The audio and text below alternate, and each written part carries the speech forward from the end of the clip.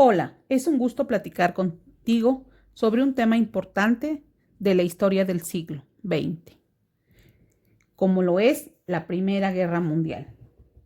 Soy la maestra Balbina Rosete Andrade, del Bachillerato Elena Garro, de la comunidad de Chocopan, Atlisco, Puebla. Hoy vamos a hablar, como ya lo mencioné, de los antecedentes de la Primera Guerra Mundial. ¿Cuál es el propósito de esto? Que conozcamos qué hechos fueron los detonantes para que esta guerra se diera. Sí, como sabemos, la guerra surgió tras el asesinato del archiduque Francisco Fernando, heredero de la corona austrohúngaro, por parte de un estudiante serbio, causando un conflicto entre el imperio austrohúngaro y Serbia. ¿Por qué? Porque Serbia se negó a hacer las investigaciones necesarias, que fueron las que le llevaron al estudiante a asesinar a este archiduque. Por ello, y tras ese pretexto, el imperio austrohúngaro le declara la guerra a Serbia. Rusia, quien apoyaba a Serbia, también le declara la guerra al imperio austrohúngaro. Y el imperio austrohúngaro le declara la guerra a Rusia. Por su lado, Alemania, que decide apoyar al imperio austrohúngaro, le declara la guerra a Rusia. Y el imperio ya contaba con el apoyo de Francia y Reino Unido. Este es uno de los primeros hechos que surgieron para que se diera la Primera Guerra Mundial. Estemos conscientes que el imperio austrohúngaro no estaba de acuerdo con los pocos territorios comerciales que tenían, además de que ellos exigían más territorio. El 28 de julio de 1914, el imperio austrohúngaro le declara la guerra a Serbia. Como ya lo mencionamos, que fue el motivo que detonó la guerra. El 2 de agosto de 1914, el Imperio Otomano firma una alianza secreta con Alemania y el 3 de agosto, esta le declara la guerra a Francia. El Imperio Austrohúngaro y Alemania forman un bloque importante territorial para evitar un enfrentamiento por ambos frentes.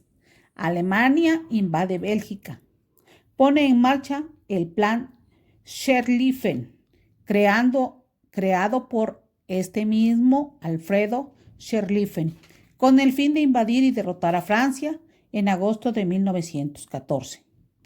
Tras la invasión de Bélgica, Reino Unido le declara la guerra a Alemania. La avanzada alemana, detenida por los franceses e ingleses, llamada Batalla de Marle. ¿En qué consistió esta Batalla de Marle? Bueno, esta batalla se dio a las orillas del río Marle. Fue una batalla donde Francia resultó triunfante. ¿Por qué? Porque las fuerzas británicas apoyan al ejército francés para que Alemania no siga invadiendo más territorio y estos terminan retirándose y derrotados. Es así como Francia se declara victorioso en esta contienda el 12 de septiembre de 1914. Existieron también varias guerras en 1914. Una de ellas fue que Japón le declaró la guerra a Alemania y Australia a Japón. Luego se unen otros países como Estados Unidos y las colonias de África. A esto se le conoce como la guerra en movimiento. Cabe destacar que existieron dos grupos importantes. El primero, la Triple Alianza o Potencias Centrales. ¿Quiénes fueron? Alemania, el Imperio Austrohúngaro e Italia. Y el segundo bloque, formado o conocido por los aliados Triple Entente, quien es Francia, Gran Bretaña y Rusia. Más tarde se unen otros 12 importantes potencias, como lo es entre ellas Estados Unidos y Japón. En 1915, este enfrentamiento da lugar a una gran guerra donde se conoce como la Guerra de las Trincheras.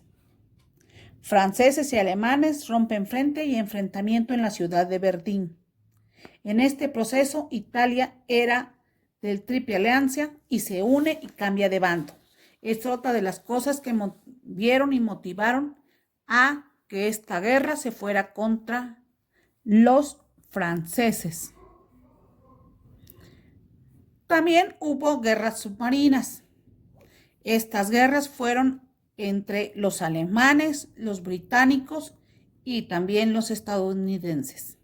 En 1917, Estados Unidos le declara la guerra a Alemania.